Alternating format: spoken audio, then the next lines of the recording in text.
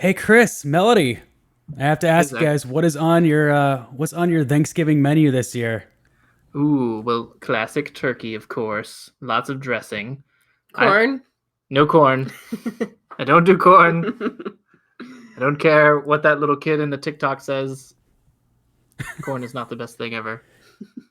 It's sweet, but in a wrong way. And I have to have gravy with little bits of Not egg young white in gravy it. though. Young gravy. Not young gravy. That's like a wrapper, isn't it? Young gravy. I don't know what you're talking about. I'm just talking about I like my gravy aged. That isn't artist is Young Gravy, yeah. She knows it is. Sorry. She knows it is. She's messing This with has me. nothing to do with anything. I Nope. just found a What, reason what's your to- favorite? You guys do cranberry sauce? I will eat a little bit of cranberry sauce. I'll eat a little bit just out of Yeah. tradition. What about you, Zach? Oh, my What's gosh. your go-to Thanksgiving meal? I mean, well, my mom makes like the best cranberry sauce in the world, so it's like a big deal at our house. It's super good. I mean, turkey's great, though. I was just reading an article about how horrible turkeys are treated. So Oh, that's Oh, sad. you can't be doing that. You can't be looking at his stuff. it made me. I'm becoming more and more vegetarian as I get older. Zach, we cannot progress for the name of nostalgia. In the name of nostalgia, we must stay the same. Stay ignorant. I mean, the mashed potatoes, obviously. I made a really great butternut squash mac and cheese last Oh year, yeah. and I might do that again. And I mean, stuffing is always Now, always whenever good. Or you dressing. do you eat your food or do you taste it? Yes, You're it's- not allowed to eat it. It's very you know? important that you don't taste your food. You must, or you don't eat your food. You must taste it. You must ingest it. You must work it around inside your mouth and be I savor it. I eat with my eyes. savor every moment of it, Zach. Are you an old man now? This is just my impression of Voldemort Voldemort. coming out to tell you about the menu. I thought it was your Mickey Rooney impression. Harry Potter, come to die. Should we all do the clap in unison now? Sure. To the 1, 2, theme song? 3. That was Not unified. It could have been unified. You can sync it in post. Don't worry. Sure.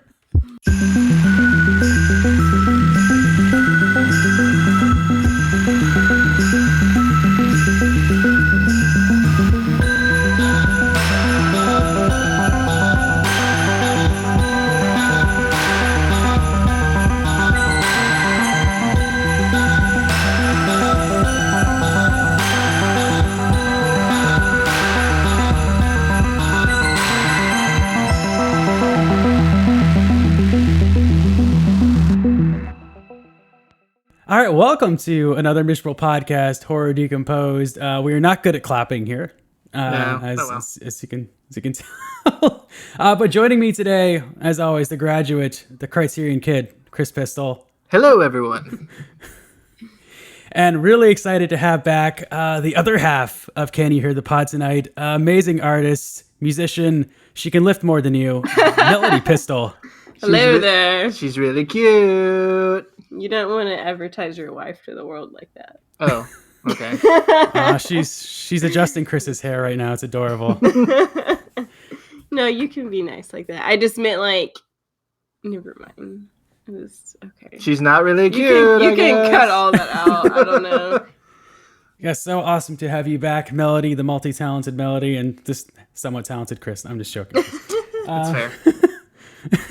Fair enough. So, yeah, we're talking all about Thanksgiving, which is very, which is great since this is going to come out like a few days after I just Thanksgiving. realized how appropriate the movie is we're talking about. It's Yes, very yeah. appropriate, yes.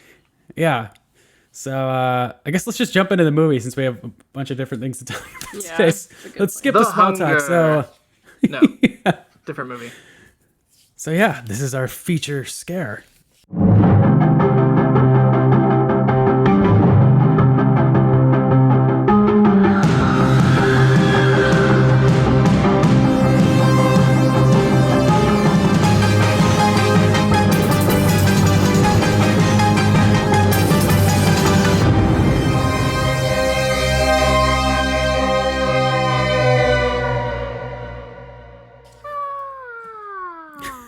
You're inserting All right. sounds. Yes, I do all the sound effects. Don't you know?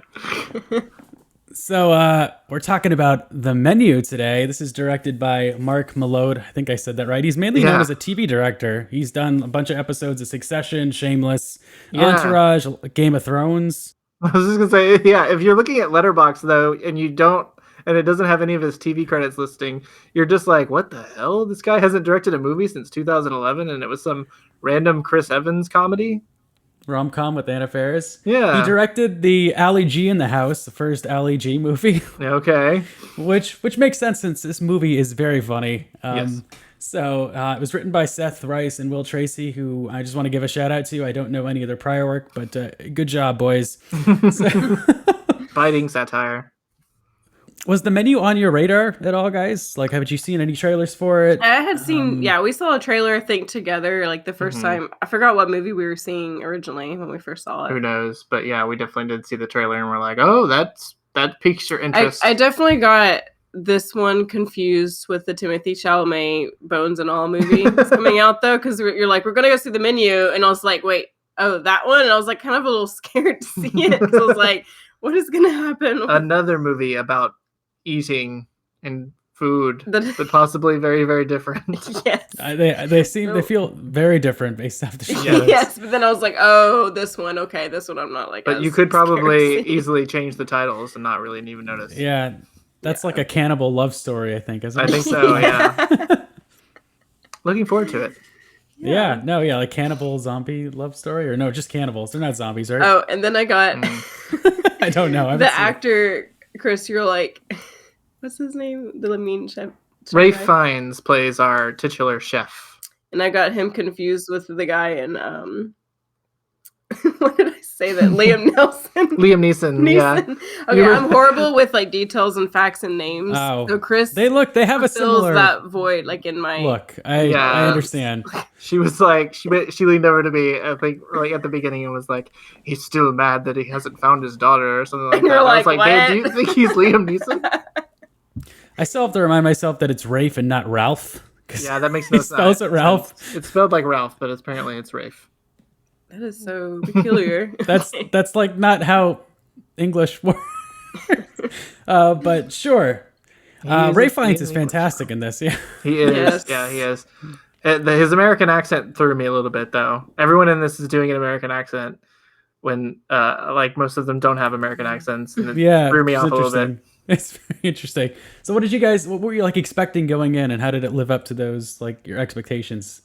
I mean, I didn't really have any, like, I knew it was going to be a good movie based on, like, what we've been hearing from people, but I think maybe I was, like, as we were watching it, I kept preparing for something, like, horrifyingly worse, but then, like, surprised at how, like, funny it was. Yeah. Mm-hmm. I didn't know it was going to be, like, that funny, I guess. I think the trailers did a really good job at just teasing you a little bit without giving away what exactly is going to happen, because you don't really know much from what the trailer, or at least the trailer that I saw, gives you. So you don't know if this is going to be like a torture thing, if it's like a cannibal thing, it's going to be like a Hunger Games thing, what's going to happen a little bit. Most dangerous game kind of thing. I kind of wonder, how much do you think we should even give away in this review, Zach? I think the thing is, there isn't necessarily a ton to give away except for like the jokes. Because I mean, I think the main critique I've heard of this movie, and I would say maybe the main quibble I would have with it, and I love this movie, is that they do sort of allude to or intimate kind of a greater mystery to the proceedings than there really is. There isn't like, they sort of hint at maybe some sort of big reveal. There's like a greater mystery going on. Yeah. And without spoiling anything, there isn't. The main thing that's really uncovered is sort of the motivation, the reasoning behind everything, which is still great. I didn't feel like I was missing anything because there wasn't anything there, but I feel like the people that have had some criticisms of it is that there isn't enough plot going on. There's definitely like you're left with questions, but I don't think they're like I don't think they're questions that the screenwriters necessarily like thought, like just forgot about. I feel like it leaves you wanting more in a good way. Like I kind of left this thinking like, I wonder how like this situation kind of like really transpired, and you don't really know. You kind of know a basic thing, But you kind of are left still a little, wanting to know more, about Ray Fiennes' character and what got him to where we find him in this movie, and how this, how this whole situation kind of got there. Really, how did they all get to that where he was? Because it wasn't just him, it was just like all of the people. I guess we should talk a little bit about what the movie is actually about. Yeah. So if you have no idea what the menu is, the basic plot is about a group of basically one percenters, very affluent, individuals, except for Anya Taylor-Joy's character, who is just been invited along. She is the date of Nicholas Holt's character. Tyler is this very pretentious foodie. He is hilarious in this movie. Please don't say mouthfeel. He gets excited about food the same way I get excited about Criterion Blu-rays. Yeah, as someone who watches a lot of Food Network, I very much enjoy this kind of skewering of the really elite food industry. Yeah, and food critics. And food critics, and just, oh gosh, it's there's so much great repartee in this movie. So it's about this group of like 1% people that are invited to this very exclusive dinner on this island by Ray Fiennes' character. He's a very well-known, well-regarded chef named Julian Slowick. And so they're like whisked onto this boat and onto this island. They're given all these fancy like appetizers and things to kind of whet their appetite beforehand. You have John Leguizamo, who's like this really kind of sort of past his prime actor that's very full of himself, and his sort of assistant who's with him. You have a very well-known food critic and her, I think he's supposed to be her editor or something, and their banter is really funny. You have this group of like really well-to-do like business executives, young guys, kind of hotshots, an older couple. So you have a really interesting kind of collection of people here, and so they're brought into this very sort of avant-garde dining room on this island. They're shown like where they like fish, they cultivate all their food, all their ingredients on the island. Everything's like organic, and so they're really into the process. And so then they go into this dining room, and there's like like 20 whatever chefs here, and there's just, oh my gosh, it just progresses from there. It's every like, I was just like on my seat, like edge of my seat with every moment of this movie, just because every line was just so like biting and sharp and just entertaining. And and without giving away too much, we can say that they are essentially being brought in as some sort of trap. It's basically this is not the dinner that this is not the pleasant dinner experience that they think it's going to be. Like, there's a lot more dark and sinister things that the chef has planned for these people. Like I would say like the first clue to it being kind of something off is like just the way that I guess the hostess lady, like she takes them in and then like shows them, these are our headquarters where we sleep, and it's like these these orphanage bunks or something. Yeah, terrible like flat hard beds. Yeah, it's just like, we live, we breathe, this is all we do, and then it gets just like really awkward the way she says it. Yeah, which is kind of poking fun, I think, at the way that like people who take this sort of thing very, very seriously and sort of take their very high end art, whether it be like art or food or whatever type of thing, very seriously, and can even go as far as like admonishing people who don't follow the rules correctly. It's just really funny. But yeah, it reminded me of like a mystery almost, and how we're kind of getting all of these different characters and kind of setting them up. And it's not really sort of a thing of going to be exploring any of them too deeply, though I think we do sort of kind of go into a lot of their backstories.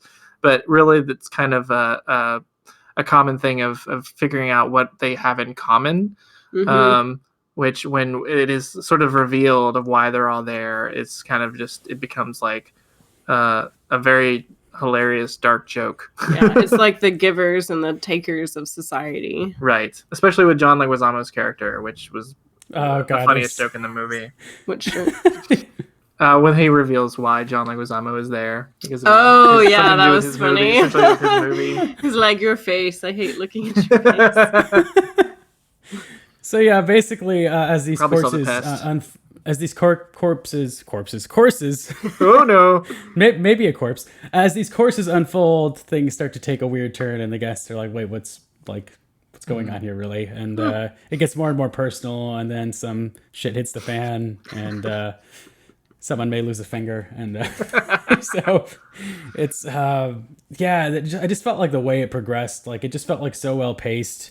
And again, I think, they could have taken it into a more like horror route, a little more, cannibal-y or something like that, and done something a little more deranged, but I don't really think they needed to. I think it softens a little bit. It eases up a little bit towards the end.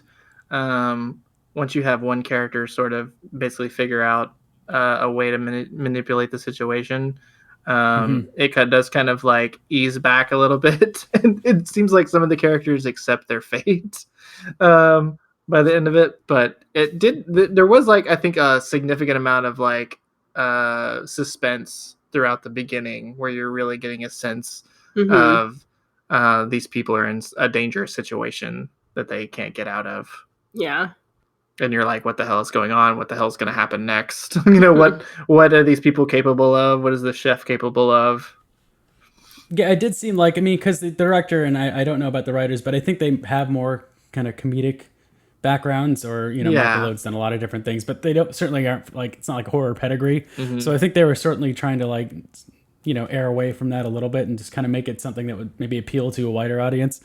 And I don't think it needed to be super gory or anything like that. You could have easily seen this gone in like a very much more sadistic sort of direction, but I think what they did with it is just kind of, it was nice. It was sort of, Yeah, and you can see why Ray Fiennes wanted to do this, because I don't think he's ever really done I don't know if Ray Fiennes has ever done a horror movie. He does a lot of, he's Voldemort, but Voldemort, but those are like, that's a big franchise movie. That's like, do you want to play this like epic Shakespearean villain? Well, of course I do. But he does a lot of villain roles, but he's not someone who typically does like horror movies, even A24 horror movies. But I think the biting satire of this is probably what really attracted him to the movie. But yeah, it reminded me a lot of Ready or Not from a few years ago, which I've been meaning to show you. Similar vibe. It's this movie, it's a good one, like Melody. Hide and Seek. I can't remember if I feel like maybe I've seen it, but I'm not sure. Is it like it's like a woman gets married, and then the family that she marries into is basically like, we play this hide and seek game throughout the house, but then it turns into a dangerous thing. Though? Like, what are the? I can't even tell you. Okay. It's the God. What's her name? I was gonna say Margot Robbie, but that is not right. Yeah, it's the. It's the girl that looks like Margot Robbie. The one that looks I feel like I've Robbie. seen one of those types of movies. I don't know if there's just one movie like that, or if there was Samara Weaving. She's a great actress. Yeah, or like actor. copycat movies like that. Adam Brody's in it too. Oh, Adam. Okay, yeah, I've probably seen it. It has like a very specific tone that I felt like meshed well with this, where there is some thriller aspects of it, but it's also just like really focusing in on the satire and the. Are they like humor. Not sure if they're in a game or if it's real kind of thing? A little bit, yeah. It's about like a bride that she just marries into this family, and she finds that they play a game on like their wedding night, and the game is basically they're all like after like gonna chase her around and try and kill her. Basically. Oh gosh, yeah, maybe I haven't. And if she has to survive the night to like stay in the family. Yeah, I haven't seen that. Okay, we'll watch it at some point. It's another great like kind of biting commentary of like, the upper class, 1%. Nice. So I think there's even a line in Ready or Not that's like fucking rich people, and there's definitely like people have been seeing on Letterboxd and people talking about this movie, which is like eat the rich, very literally. Yeah. I do think the performance in this movie are just across the board are terrific. Hong Chow, who plays the maitre d' Elsa, has such great like deadpan delivery in this movie. There's like her interactions with this like group of hotshot business dudes that are like not happy with what's going on, and like there's there's like a moment where they like, I don't know, they want to get like some bread. Yeah. Yeah. And they pull the "Do you know who we are?" card. Yeah, no, you're not getting bread. Like, yeah, like I know exactly who you are. I'm sure, no. which is like I'm sure what every like waitress and maitre d' has always wanted to say to their customers, just stick out to them and be like, no. It's like, eat shit. No, you're not getting bread. You'll eat your shit and you'll like it. There was just so many great a breadless bread plate. Nicholas Hoult is so funny. He is so great. There's this like hilarious foodie who just becomes more and more insane as the evening goes on. He's just obsessed with Julian Slowik's approval, and he's really rude to his date. And he's just like stealing food off her plate. Worst date ever. Just like when he was like taking pictures of all the food. Oh god, that was stressing me out. That was the most stressful thing in the whole movie. Is they tell him at the very beginning, "Do not take pictures of your food," and he's just like sneaking pictures the entire time. It's like, do you guys take pictures of your food? Not unless it's like really amazing, delicious food. I feel like I have in the past, but then I just like delete it later. It's not like you post it on Instagram and then you delete it. Yeah. No criticism. I'll take pictures of food, not like obsessively, but like it looks good. Why not? I took a picture of my latte savor in a good meal. Austin because it looked so good. Okay. You're like, good story. And I'm not apologizing. Yeah, there's so many lines in this movie that I don't want to spoil if you haven't seen it because they're hilarious. And I saw it with a great crowd and like just laughing at everything, and it was really great to see. I haven't laughed that much like out loud in a movie in a while. Like Barbarian had some really funny scenes. I haven't seen Glass Onion yet. I'm sure that's funny as well in moments. Yeah, Glass Onion has a lot of guffaws. But there's just so many great lines here and so many just great interactions, and every like group in this film gets laughs. And so and I really love the way they segmented the movie with the different courses, like with the different title cards that came up that also like had some funny one-liners. Yes. Yeah. Without spoiling anything, there's one in particular that it's just everyone in the audience just roared laughing. So just so many wonderful touches here. Yeah, one of my favorite releases this year. It's really caught me off guard. I thought it would be good. I didn't think it would be this good. So again, more horror adjacent because it's certainly there aren't a lot of like strictly horror elements in here. It just kind of there's a little thriller, mystery, suspense to the proceedings, and so but I'm still counting it among my picks at the end of the year. So that's fair. You guys have any? What was your ratings? I think I gave it a 4 out of 5. I just really, I really enjoyed it. I think I did the same. I don't remember exactly. Very solid. Yeah, you gave it 4 out of 5. Yeah. This was a 4.5 out of 5 for me. Oh. I just really enjoyed it. So, yeah, that is the menu. Go see the menu. A lot of fun. Yeah, it's fantastic. It's a really, really good time. I guarantee if you do not laugh at this movie, there's something wrong with your sense of humor. I saw someone on Letterboxd say that it was too pretentious. It's ridiculous. Can you really be a pretentious movie if you're making fun of pretension? Yeah, I don't know. exactly. I wouldn't say this was pretentious. I did just watch a Cabinet of Curiosities episode where the first half of it is a very pretentious conversation, but like purposefully so. Yes. So we can get into some streaming stuff because I know we have a few streaming series we want to talk about. So who wants to introduce Don't Cross the Streams here? You guys? Let's do it. So we watched all. Aren't we supposed to say "Don't cross the streams"? Don't. This is don't. Yeah. Say don't cross the streams. Sorry. This is don't cross the streams.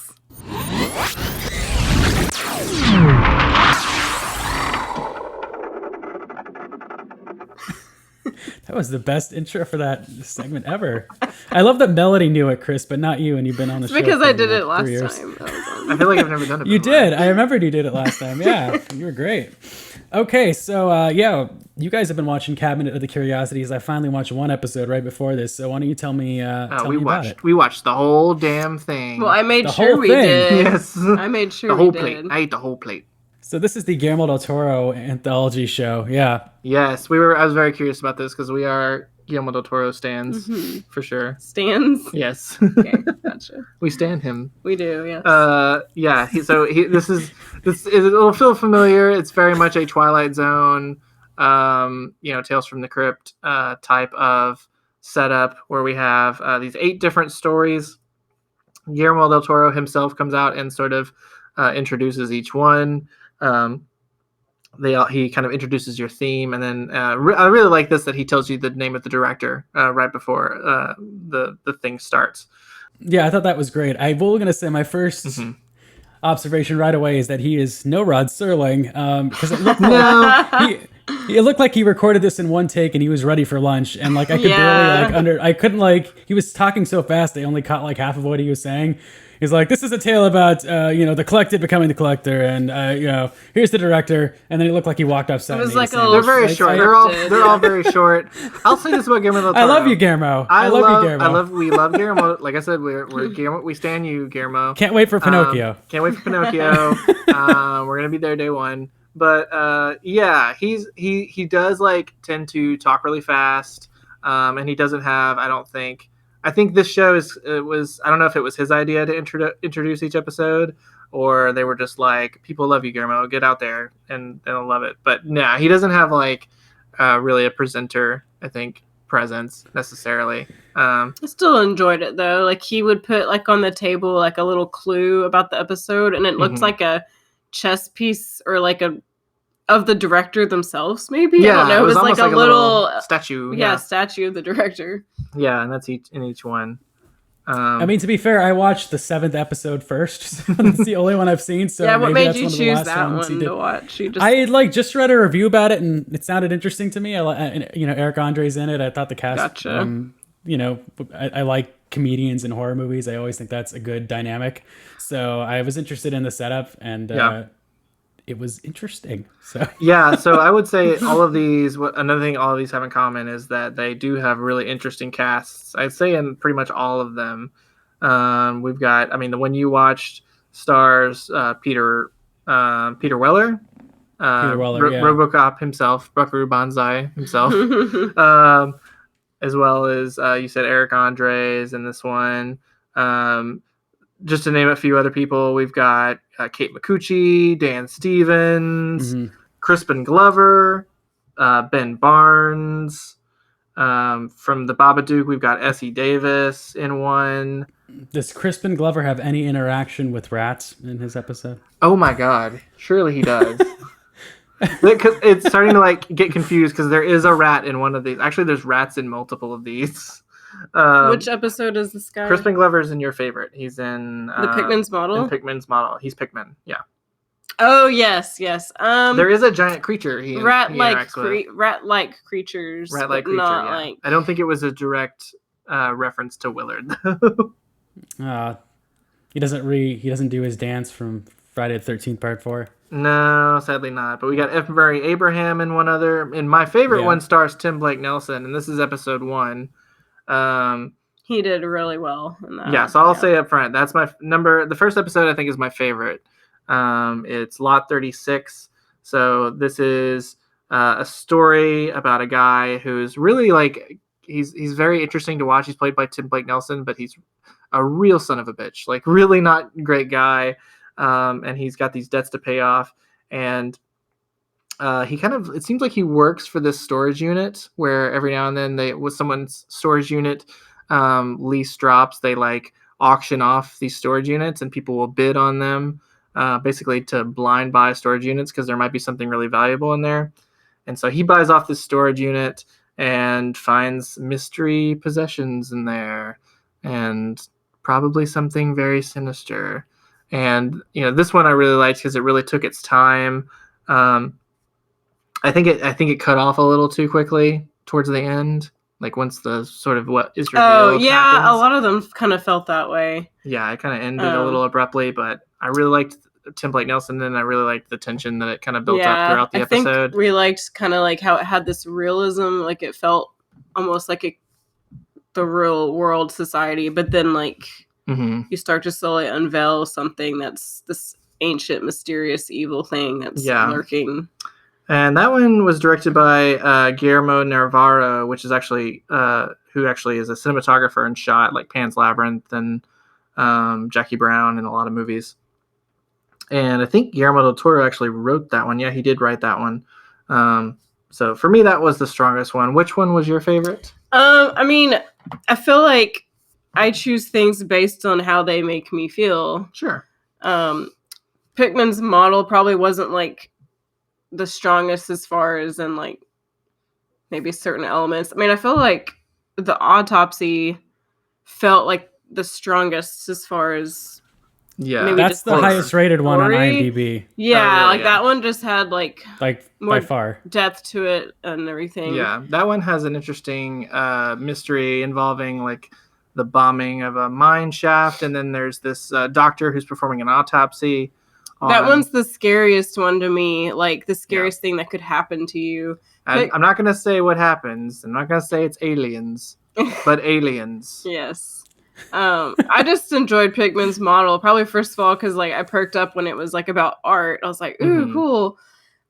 This is the one with Crispin Glover. Yes, Pigman's and model.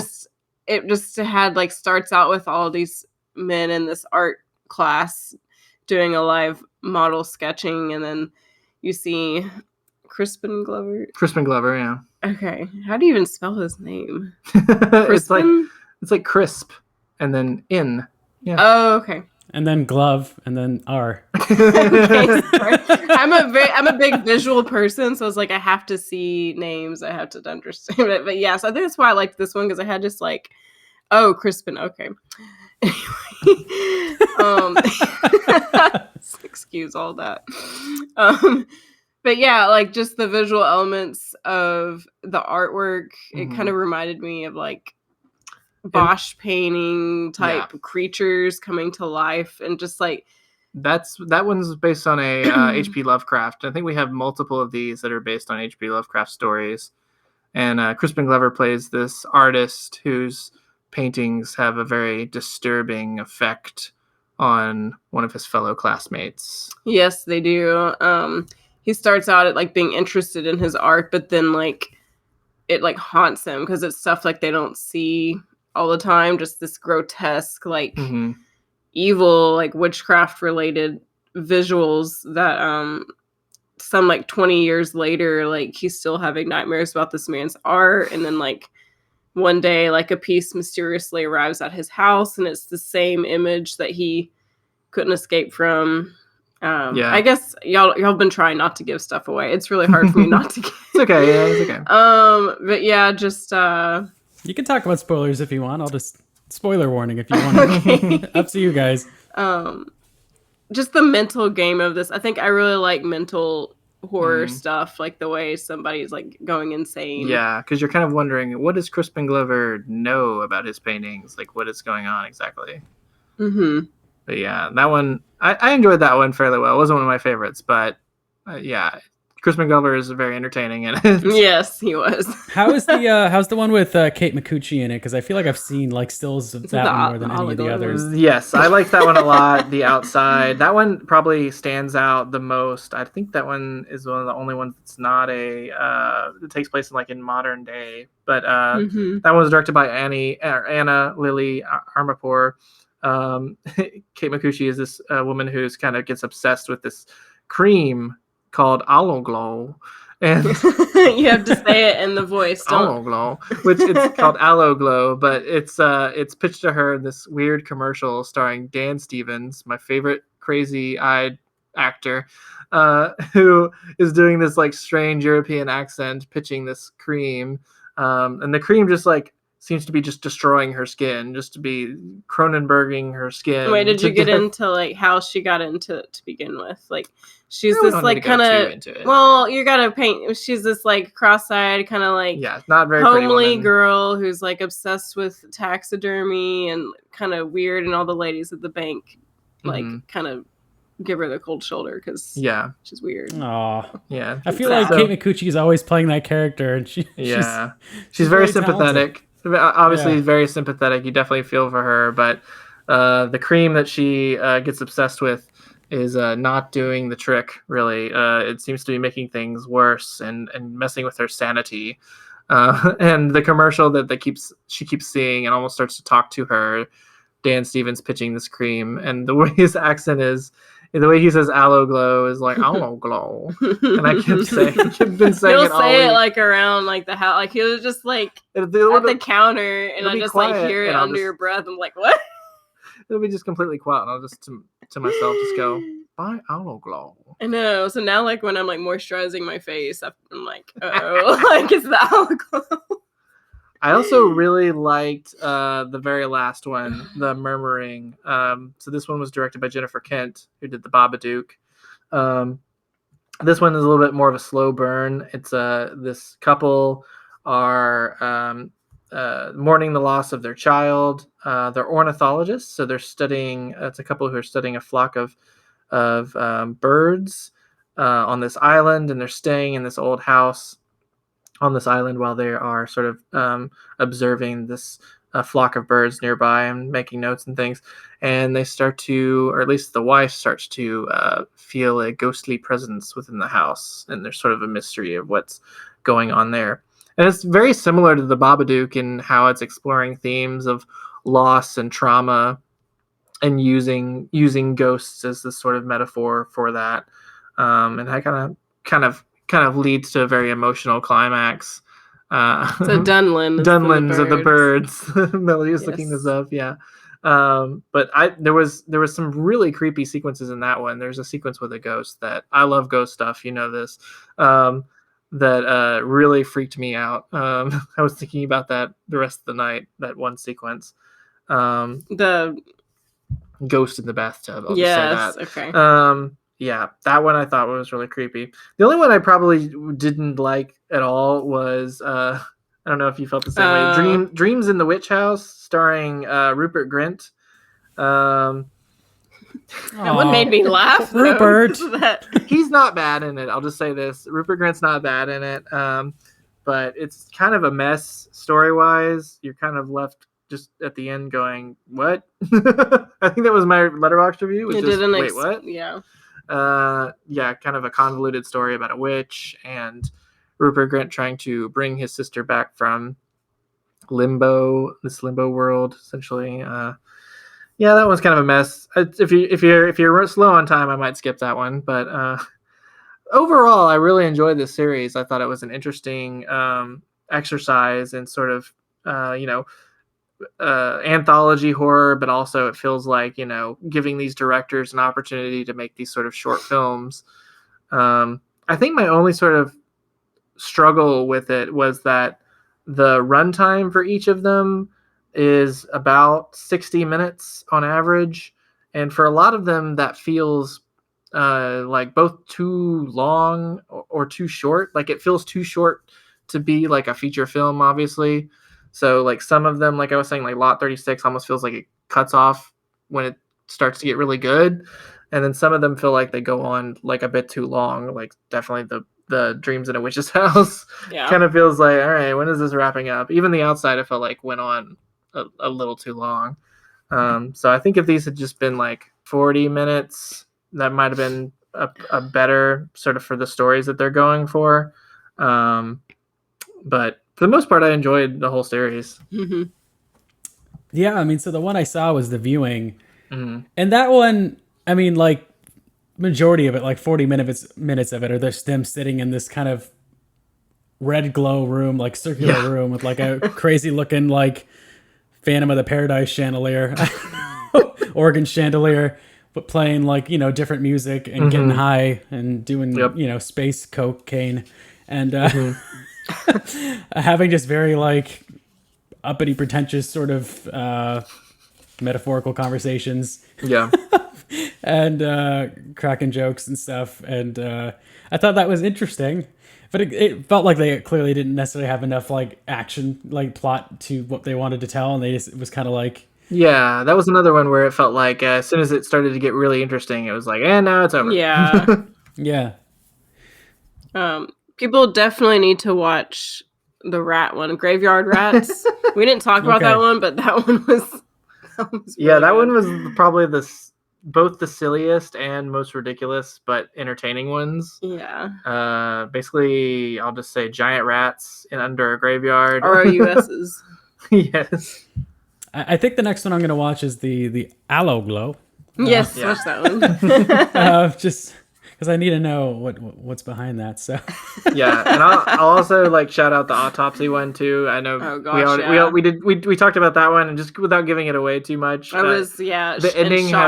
The ending has one of the most like messed up things I think I've seen in a horror movie. Like the conceit, the plan of the creature, we'll call it that. The plan. I think I've already said what it is, but it's fine. The plan of the creature is like one of the most disturbing things I've ever heard. the creature's plan is disturbing, but then the man has to come up with an equally disturbing thing in order to beat the creature. Right. Have you guys seen The Autopsy of Jane Doe? I have not. That's been on my radar. It's great. It's great. I'm wondering how similar. I mean, that's basically two guys doing an autopsy and what they discover to be like a witch. Yeah, I don't think it's. I don't think happens. it's. I don't think it's super similar, but I haven't seen the movie yet, so I can't say for sure. Speaking of witches, I watched Marianne. This is a French Netflix series. It came out in 2019. If you've not heard of it, that's probably why it was canceled after one season. So, which is too bad because this show is fantastic and I highly recommend it. So I'd heard kind of just different people tweet about it, on Twitter, on the horror Twitter, and so I've always wanted to check it out. I just heard this is a great thing. It's just languishing there since it was canceled after one season. And the premise I always thought was interesting. It's about this young author. She's like around our age, and she's known for this character named Lizzie Lark. She's a popular like horror series, and she's just decided to end it, like killed off the character. She wants to do something else. Ooh. And all of a sudden, her fans aren't necessarily happy about that. All of a sudden, she's kind of a friend of hers from her past comes out and kind of gives her an ominous warning and says her mother believes she's the antagonist from. So this series is about a character named Lizzie Lark and kind of her battling this sort of witch named Marianne. And Marianne is based on someone that haunted her dreams when she was a kid. She had nightmares about this person. And so one of her friends comes and kind of gives her this warning and says, my mom thinks she's Marianne from your book and weird things are going on. And then without spoiling anything that happens there, she's basically whisked away back to her hometown of Eldon. This all takes place in France, I believe, with her assistant. And it gets really weird. It's very similar to kind of It in a way, like especially like the second half of it, like It Chapter 2. But instead of a demon spider clown, it's a witch. And they, because it's like 8 episodes that are about like an hour long each, they give you more time she ends up meeting up with her group of childhood friends who she's kind of been on the outs with. And so they delve into each of their characters a bit. It's also very similar tonally in some ways to like The Haunting of Hill House as far as like the imagery. Somewhere between like that and I don't know, like if you guys know who Junji Ito is. So is it super depressing? No. I wouldn't say so. There's a lot of humor. It's somewhat whimsical in some ways, but it's a lot of really messed up stuff happens as well. But there's lots of like, creepy, bulgy-eyed, people in the bulgy-eyed people. Creepy, mouths and stuff. We Googled the show, and one of the first images came up as an old woman looking very creepy. Yeah. Bulging her eyes. So it's also this like Marianne kind of jumps from people. So it's not like it starts off in this woman and maybe moves to other people and targets different people.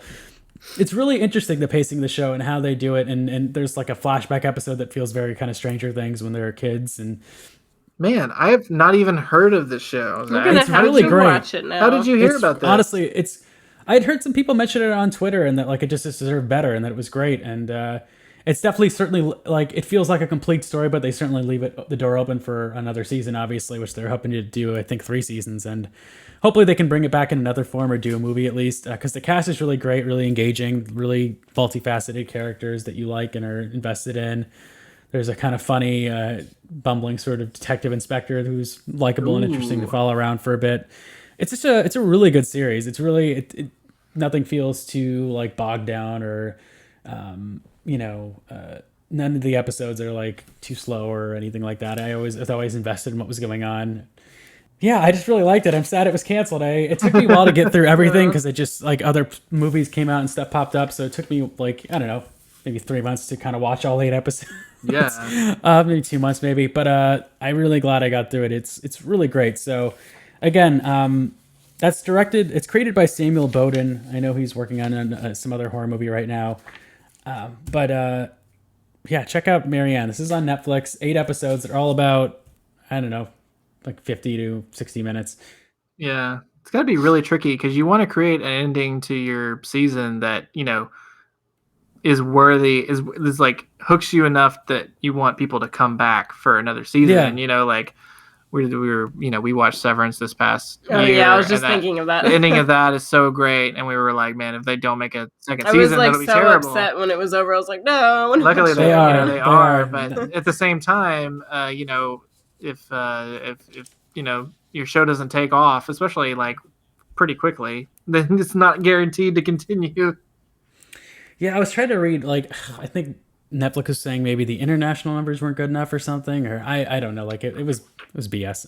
This show was It's awesome. because so... when you say the title, you think about Alice in Wonderland and not. I mean, maybe that's just us. An intriguing We're primed to think of Alice in Wonderland, not everybody. or some like Jane Austen book Yeah, or something. yeah. I don't know, because it's just a name.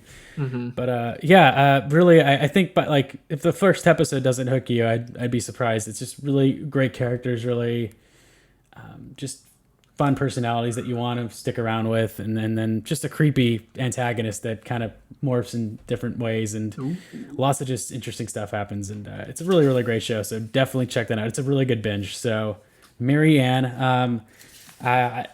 I rated it, I guess, like 4.5 out of 5. It's really great. I love that show. So I'm sad it was canceled, but I hope it comes back in some form because it's a cool world. So very much, again, if you like it and want to see like It Chapter 2, but done better, yeah, check out Marianne, because that's basically what it is. I do like it. Yeah, it's very much that kind of mixture of humor and horror and kind of crazy, hauntings and, imagery and things like that. Not as maybe, but more cohesive than like It Chapter 2 was the recent one. Which Yeah, was a little all over the place. It was definitely a little bit all over the place. I still appreciated it for what it was, but I didn't hate that movie at all. I thought it was cool to see a really big budget horror movie that just went for it. Yeah, I had never watched the original It, and you showed that to me like earlier in yeah, October, and I was like, "What is this crap?" That was a mistake. It's like it's so boring. Listen, when we were Tim 10, Curry's great. He is great, and Yeah. it was great when we were 10, but now it doesn't hold up as well. Yeah. Well, I'll tell you Yeah. what, we'll watch Marianne if you finally watch Midnight Mass. He needs to finish Cabinet of Curiosities too, though. Okay, Well, yeah. at least the olive glow one, and maybe Pigman's model. Okay.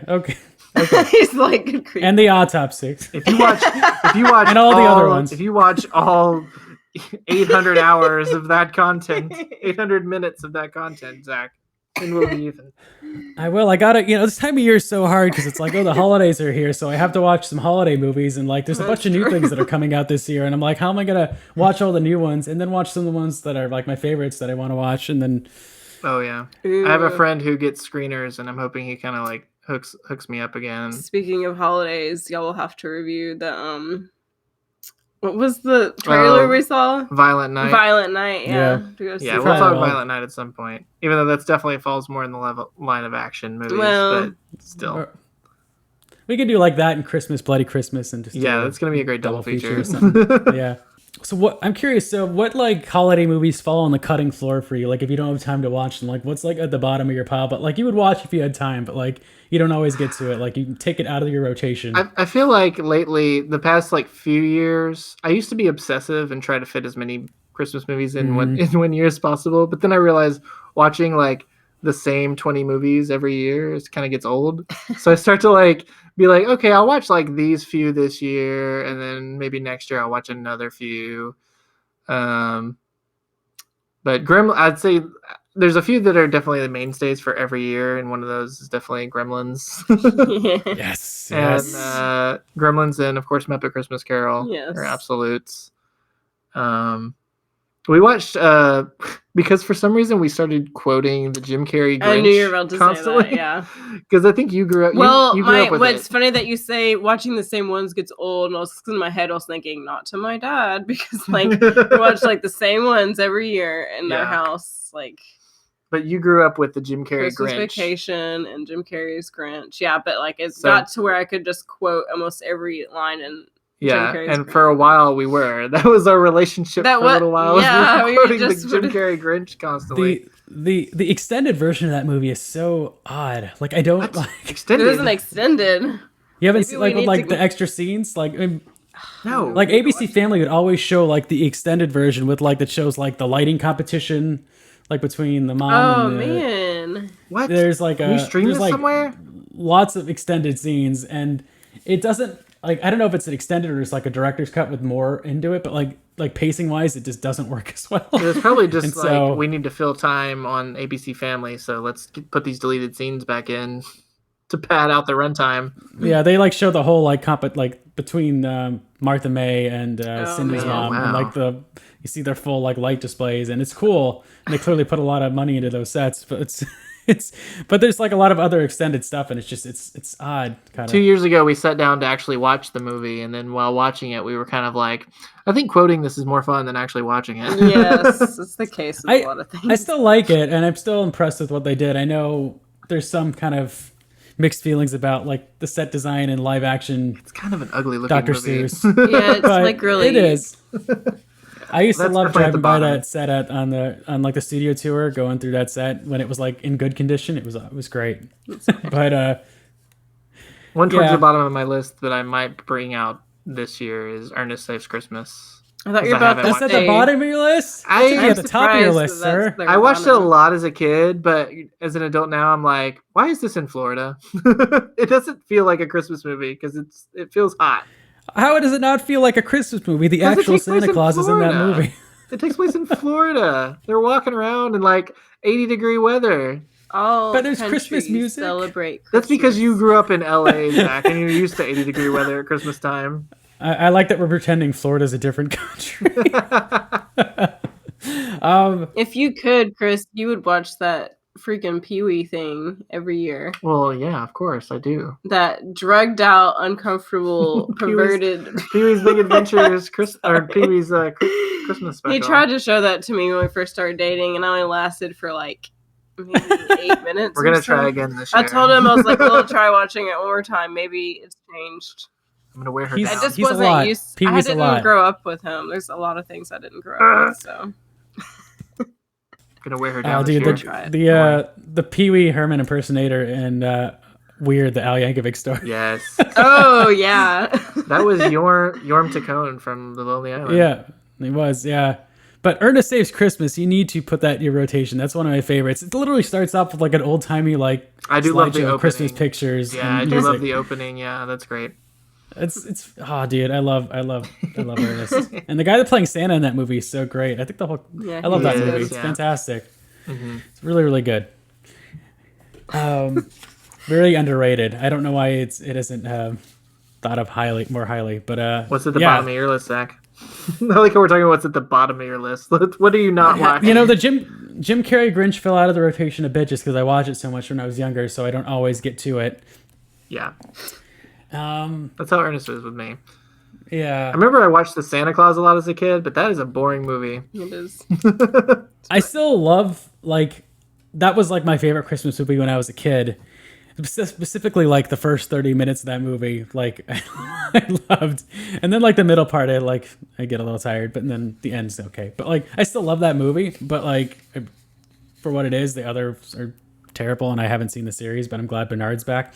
Oh, I loved Bernard. To David Krumholtz for the win. So I mean, I usually watch that, but you know, I'm trying to think what is on the cutting room floor. I haven't seen Arthur Christmas in a minute, and that's a great movie. Oh I do yeah, love that that one. is good. Should watch that one again. Mm-hmm. There's a lot of like different specials and things, you know. Like I mean, I discovered like Will Vinton's Claymation Christmas a couple years ago, and I was like, I need to be watching this more often. It's What is great. this? Will Vinton's Claymation Christmas. He Wait, did like is the this- California Raisins. He's known for claymation art. You know. Wait, is California this like that Raisins and- old claymation stuff that's creepy? Not Rudolph the Red. No, there's like a Jack Frost claymation too, and like, I don't know. there's He others. did. Different. He did Okay. like California Raisins, and he's known for this Christmas special. There's just a Okay. documentary on him that came out called, I think, Clay Dream, that I really want to see. Is this That's- online? it's like You'll a- have to okay. send me this. It's a musical like it's on it's in like the Internet Archives for sure. I think that's where I watched it the first time, but it might be on YouTube now. I'm not sure, but it's great. That's just like a 30-minute little animated holiday special, which those are some of my favorite things, just like the That's fun. specials and stuff. Yeah, Did you send me, Zach, the diagram of the Muppet Family Christmas? I did. So Okay, good. shout out to whoever found like the 22 different copies available of Muppets Family Christmas online. I'm still trying to figure out which ones I have, because one of them I know has like a scene cut out, but it doesn't have any of the musical numbers cut out, but it's like the best quality copy I have. And the other I have has like everything and has like all the commercials, and it's great. It's just slightly lower picture quality, so I tend to watch the one with the better picture quality, but it is missing like a slight scene at the end. But it's not the Jim really Henson cameo. No. It's just missing like the Fozzie hanging the stockings with his mom okay. moment, like at the very end. It's not really a vital moment. Okay. I think that's pretty much all is missing. Yeah, so that's why I don't usually mind. Yeah, that's very helpful because it's going to help me decide which one to watch this year. Yeah, but like I burned a couple on like discs years ago. Nice. Like, you used to do that on DVD.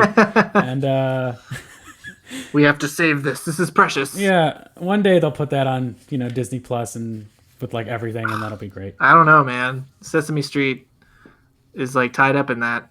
That's why it's not on there. PBS and Disney can't get along. Did you want to say anything about Pearl before we close out here? Not really. I forgot I watched it, honestly. You had like the least enthusiastic reaction of anyone I've seen to it, because a lot of people are like, "Oh, it's better than X," and I'm like, "Okay." I don't know. I mean, I liked X, but I wasn't like super enthusiastic about it the way most people were. I don't know. I really like Ty West, but I don't know. These movies just ain't doing it much for me. I mean, it's like it's probably because I don't really care for, here's a character study of a person who goes insane, because their life is bad and it's terrible, and I don't know. Yeah, it just didn't really do it for me. It's definitely a good lead performance. Darn, what? I mean, you like The Shining. That's a whole different thing. Just Shining is a masterpiece. Okay, but it is about a guy going insane. It is, but it's not like I don't know. The Shining is like gold template, Yeah, okay. Maybe Mia Goth is Mia Goth. Pearl. Yeah. Okay, yeah. She does a good job, but yeah, I don't know. Yeah, I really enjoyed X, and I thought it was cool they were doing a prequel to it. Like, I just thought it was cool that it was coming out the same year, but I haven't been that like excited. I think it's on, what is it, on HBO Max now or something? I don't think so. I rented it on Apple, so. Oh, okay. I thought it was streaming. I'll have to look into that. I will watch it before the end of the year, but yeah, I haven't been like super like excited to check it out. I've been watching Crazy Ex-Girlfriend, which is a great show. Highly recommend it if you want something lighter. I'm gonna have really to fun look this musical. up. You haven't seen Crazy Ex-Girlfriend? No. The music is Adam Schlesinger from Fountains of Wayne, who's one of my favorite bands, who sadly passed away early on from COVID. Did some of the music for the show, and guy was a genius. But he did the music for the show along with Rachel Bloom, the star, and her husband, I believe. And it's great. It's a really, really fun show. If you guys want something lighthearted, again, the episodes are like 40 minutes or something, so they're a little longer. But really entertaining, great musical numbers, catchy. So, well, what did you just whisper, Kris? He whispered it was a musical. Well, it just depends. She doesn't like musicals. Well, there's a lot of things. No. There's a lot of things I don't like that I'll end up like watching it just to watch it anyway. It's like self-aware. It's very self-aware. I watched. Yeah. I don't know if I should confess this over podcast, but I watched that new Lindsay Lohan like Hallmark movie, the Christmas movie.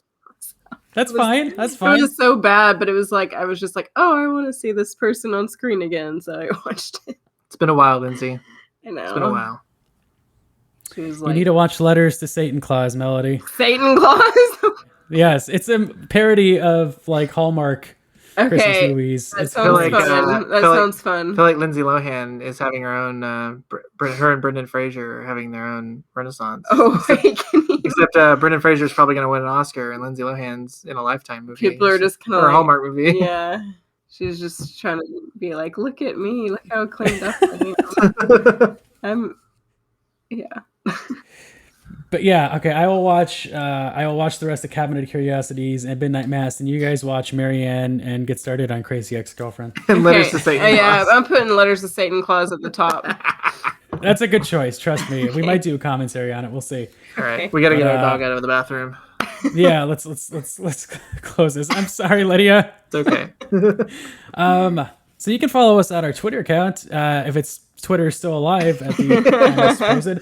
That's twitter.com/AMP horror. You can also follow us on our new Instagram page, also at AMP horror. I haven't posted anything yet, But I will advertise this episode there. This will be the first thing that launches that account. So hooray. And Okay. Kris, Melody, where can they follow you guys if you want them to? Oh man, check out our podcast on YouTube. Yes. It is Can You Hear the Pod Tonight, where we sip tea and talk about Disney movies. Should have another episode soon. We've kind of been on a little mini hiatus, but Yes. should have another episode soon. You can hear Zach on our last episode. Yes. If you really want to hear more of me, which Yeah, and I'm at Kris Pistole on Letterboxd, and if Twitter still exists when this comes out. Yeah. I mainly just operate on Instagram as paint stained pistol with underscores where the spaces are. I like that you changed your name to Paint Stained Pistol. I like the alliteration. Yeah, it was paint stained Mel for a while, but then when I got married, I was like, let's throw pistol Yeah, it in was there. cute. You can follow me as well on Twitter and Letterboxd and Instagram at Earth2Zach, Earth the number 2 Zach, Z-A-K. I'm nice, so go ahead and follow me. Check out our website, anothermishablepodcast.com. You can find all the streaming services we're available on. And hey, if you feel like it, leave us a nice review on Apple Podcasts or wherever you listen to us. We would really appreciate that. That would be so great for us. If you want to give us a gift this holiday season, leave us like a 2-word review. Good stuff. Like, that's all I need. 5 stars. We'll read it on the podcast. Why not? Yes, we will. Anyway, thank you so much for joining us, Melody and Kris. And I hope you guys have a wonderful Thanksgiving. I hope everyone that's listening has had a wonderful Thanksgiving. And we'll be back soon. Great.